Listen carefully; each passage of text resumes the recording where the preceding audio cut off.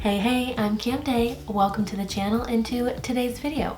I can already tell that I'm gonna have so much lipstick on my teeth. So bear with me. Anyway, hello and welcome. I promise the rest of this shouldn't be as chaotic as the first 2 seconds were, but I'm so very happy you're here. I hope you're doing okay, and I hope you're ready to do a little gossiping with me. I promise it's not slanderous, but I wanted to kind of share some of my feedback on the more recent makeup and beauty trends of 2020 and what I think / hope will be trendy in the business in 2021. Now, I just want to say, if it's not already abundantly clear, I am no expert in literally any avenue, any field, any genre, any lane necessarily, but this is the internet and I can share my opinion because I'm a free woman, okay? But really though, I was taking some time to kind of reflect on the previous year and how beauty has kind of evolved, and especially going through this, shared traumatic event that is a global pandemic. I definitely noticed some trends even as we've kind of navigated this time of staying home and our relationship to makeup and skincare and self-care and how those worlds are connected. So I just wanted to take a few minutes to kind of share my thoughts, see what you think about it, and do some hypothesizing for the year to come. So let's get started. First off, let's kind of rewind a little bit. We're gonna go back to March 2020. What a time. Mid-March, okay? So this is after we've gotten the news that, hey, y'all gotta stay home for at least 2 weeks. We're on lockdown. We're in quarantine. We are staying home. Okay, so I remember seeing every beauty outlet, every beauty editor sharing their 2 cents and then some. And a lot of the focus seemed to shift on self-care. And self-care can be literally anything depending on who you are and what you like. But when it comes to people who find, beauty and beauty treatments and certain things like that to be part of self-care, that's who it's geared towards. So I remember a lot of it being on like, do a face mask, slow down and really massage your scalp when you're doing shampoo, and take a bath, like very spa-like self-care treatments. And on top of that, there seemed to be this message of pump the brakes on putting on makeup because you don't have to. So just enjoy not having to do anything with makeup and enjoy maybe doing more skincare and paying attention to your skin a little bit better. So I'm just recounting and kind of keeping that in my mind as a benchmark, because even since March to we're at the end of December now, I definitely see how there has kind of been this arc of focus. It went from the baths and the face masks to, hey, play around with this eye look because you can play around with, your mask. And now it's do your own manis at home because the salons have opened and closed and opened and closed. So what are my predictions for the trends that are going to be upon us in 2021? I think there's going to be a lot of the same. I think people have gone back to wearing makeup and experimenting with makeup because it still feels good to kind of put yourself together and be presentable, whether you have to show up to a workplace or you have to be accountable to someone over Zoom or just to yourself, whatever that looks like. I do think people have reached a point where, yeah, it's great to not have to wear makeup and to have to show up and like look any certain type of way, but if you have any sort of relationship to makeup and the process that it makes you feel good, then I think people have eventually gone back to their routines because it makes them feel like a human, really speaking from experience. So I do think that makeup is still going to be a thing. It's not going to be, this non-existent pastime that we've all done and had. But I'll get to my real predictions on that in a minute.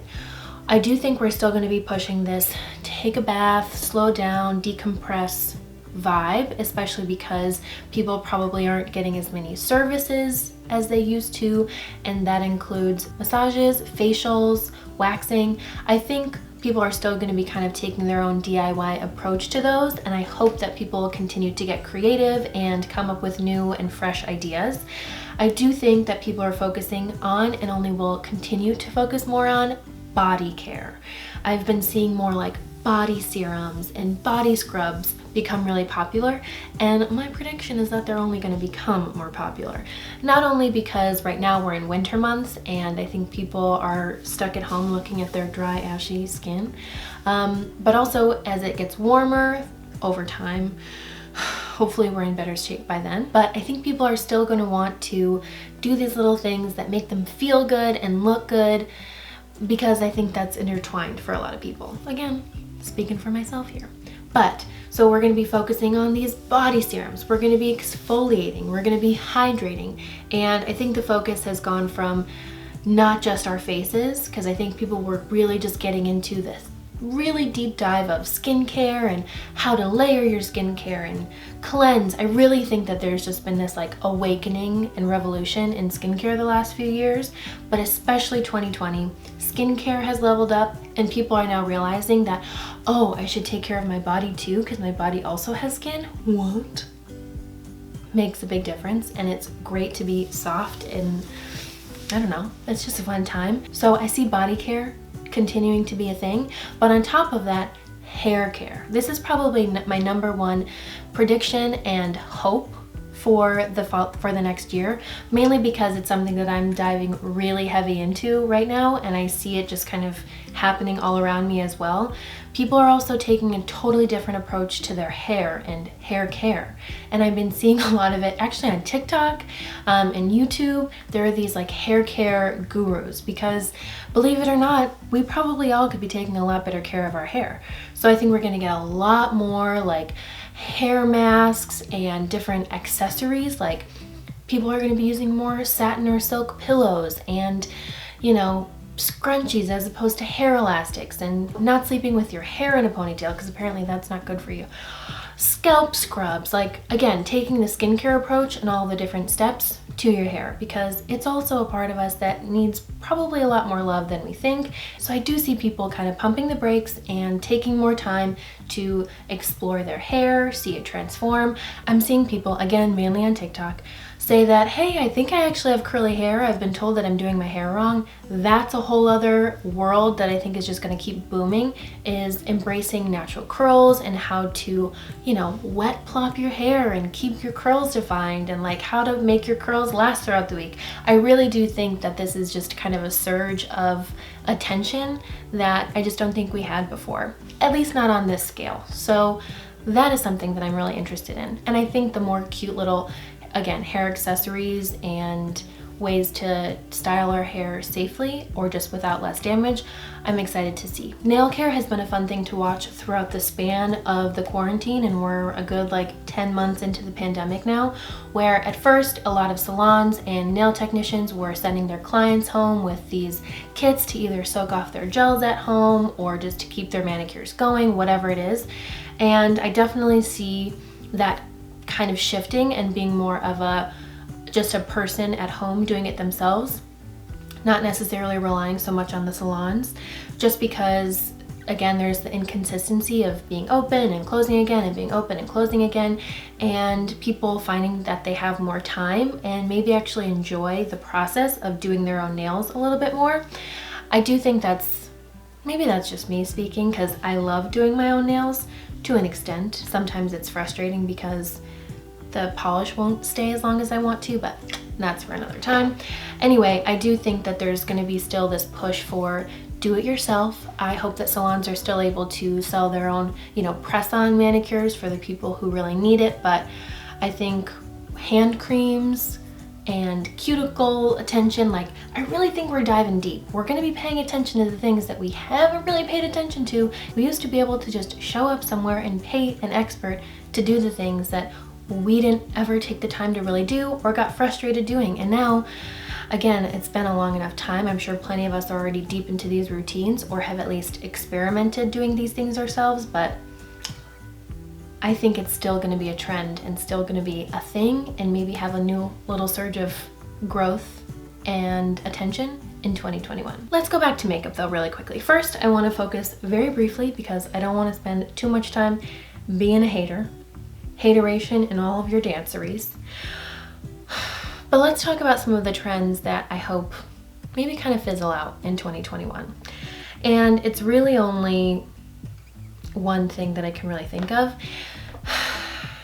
And I'm sorry if this is offensive to you, but it's the blush that goes all the way around your nose, or let's not be completely exclusive. It's the blush that's here and then just right here. I'm sorry. Some of it looks really, really cute. I will say that. But I think it's overused. I think it's been abused at this point. It's just not doing it for me. I think only sometimes is it well executed, and the rest of the time, I think you look sick. You look like a little, you know, in the Puffs commercials where they have to get the tissue because they've used the regular tissue that rub their nose all red, and then they get the Puffs tissue that hugs their nose. It looks like your nose needs a hug from a tissue. Just,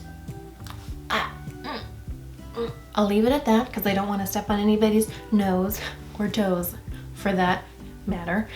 But really, it's just, I don't know. Something about it screams fad trend. I don't think it's going to be here long. I do see a lot of people doing the draping, the blush draping, and having their blush be more on the top of their cheeks, kind of meeting their eyeshadow. I think that's really awesome. It's been around for a long time, and I hope it continues, especially because I feel like masks are still going to be part of our daily lives well into the new year. And moving on to my next prediction, because again, I think that's really the only thing that I don't want to see more of in 2021 is the blush stuff. But what I do want to see is more of that higher blush. I just love the way that it lifts the face and reshapes the face. And also for people who don't experiment that much with makeup and blush, having them try it for the first time is really fun to watch because it just transforms your face in a really simple and beautiful and elegant way. And it also reinforces to you that it's fun to experiment, and one day you can wear it up here and the next day you can wear it where you normally do. It's whatever you feel like, but love that. And it also makes it easier while you're wearing a mask to see the color and see the work that you've done. That being said, I do think because there's been such this surge of taking care of your skin and letting it breathe, I do think that we're gonna still be on the kind of light base makeup train. I think natural skin is still going to be enhanced. People are always going to want to see a glowy, dewy finish. The faux freckles will still be around, but I'm interested to see the light foundation looks that are still long wearing, because people still want to wear a foundation, but I think myself included, we're fed up with it transferring onto masks. I love putting on makeup. It makes me feel really good, especially when I'm like totally in the mood, or when I'm not and it just transforms my mood. But there's nothing worse than me recording this video with my great full face of makeup on and then just going outside to take my dog out and having my mask be covered in makeup. It's not a good time. And I want to be able to do both. So I'm hoping we can get a little bit more of a transfer hack with makeup with a light coverage. We'll see how that goes. The two last things and my biggest heart's desire for 2021 with people and makeup. One, play with color. Primarily on the eyes. It doesn't have to be super intricate, but I think people are going to have a lot more fun with colored mascaras, with colored eyeliners, just a single color shadow. Like, it doesn't have to be crazy, but of course people are going to like go off if you want to go off. But I just want to see more fun on the lids. I know people are still getting their lashes done. People are playing with fake lashes more. I've been really enjoying that and getting really good at applying them. Check out this video here. But because you can get away with doing a really cute eye look and not having to do much with the rest of your face, again, especially if you're behind a mask, I think we can really do some cool stuff with that. So colorful eyes, and especially pastels, I think they're really having a moment that will kind of extend, especially into the spring. So the baby blues, the lavenders, the pistachios, we're gonna have a lot of fun with that. Oh, and white too. Not going anywhere. But the last thing, and this is really a personal thing that I want to experiment more with, is lip stains, lip and cheek stains. I cannot tell you the last time I used a lip stain. At the time, I didn't like that it stained, but especially now, again, with being home more, snacking more, being able to kiss my dog and my boyfriend more, and also just mask, no mask, mask, no mask, drinking all the drinks, just paying attention to what my lips do, especially if I'm wearing lipstick, a lot more than normal because I don't know, I'm eating a lot more snacks. I want a lip stain. I'm really ready for it, and I think that it's gonna be a really great addition to a lot of people's makeup routines, especially because you probably don't even need a whole lot else and it's gonna last all day. I think because that ombre lip look was such a thing for a while, and I think it will continue to kind of grow, and that's where I think the stains started to kind of come back because they weren't super popular for a long time. I hope that they pop off a little bit. I think we're ready. I think the moment is now, and I like that they're versatile and you can use them on your cheeks as well, because that gives you the color that you want in both places. That's gonna look super natural, super fresh. It's gonna be buildable and you won't have to touch it. I don't know. I think it might be the answer to a lot of our problems, especially for wearing masks. I'm just telling you. I'm anxiously awaiting it, and if I'm the only one wearing a lip stain, that's totally cool. I'm not really good at predicting things in the first place, but just letting you know, that's kind of where I've pivoted some of my focus and what I'm really intrigued by right now. So I have been doing some research and I will be testing out some lip stains, so stay tuned. Oh, and one more thing. One cool thing that I'm already seeing that I think will continue to kind of catch on is concealer application. I think people are realizing that you don't need to do the whole like triangle of concealer all the time. I'm not hating on the technique. I still do it to myself sometimes. But realizing that if you want coverage, I would recommend using a full coverage concealer and just spot applying it and using it a little bit more strategically, mainly in the inner corner and the outer corner, kind of on an angle. I think you're gonna get a lot more of a natural finish, less product buildup, less caking, less need to actually bake the under eye. I really hope that that catches on and more people do it. I think that's it. If I didn't touch on it earlier, my last thing just about skincare, kind of circling back, my hope is that we stay dedicated to, and I'm seeing myself and some other people in my like internet beauty sphere really kind of doubling down on this, but simplifying your skincare routine, but really being more consistent with it and just actually paying attention to our skin and not going through 5 different products in a week just because we're not staying committed to it.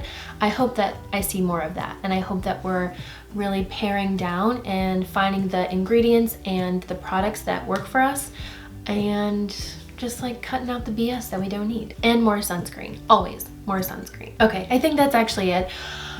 That really is just coming from my heart and my brain. I didn't really scour the internet. I haven't really talked to anybody else about this. I am curious to call some of my girlfriends and see what they have to say, but I also just really want to know what you have to say. Do you have any similar predictions? Do you agree with me? Do you think I'm crazy? Let me know your thoughts. Let's have a conversation. I'm really ready for it. I've been really chewing on this, and I'm really excited to see how we all adapt and grow into this new year, especially as lovers of the beauty community and as a fan of experimenting and just kind of trying new things and seeing what's funky and fresh. I hope that some of these things kind of catch on and that we continue to support each other and, I don't know, have fun. The bottom line is, if it makes you feel good and you have a good time doing it, whether it's actually doing something or completely abandoning a routine, a product, a makeup look, whatever it is, I'm all for it and I support you. As always, thank you so much for tuning in and hanging out with me while I kind of ramble. I haven't really done a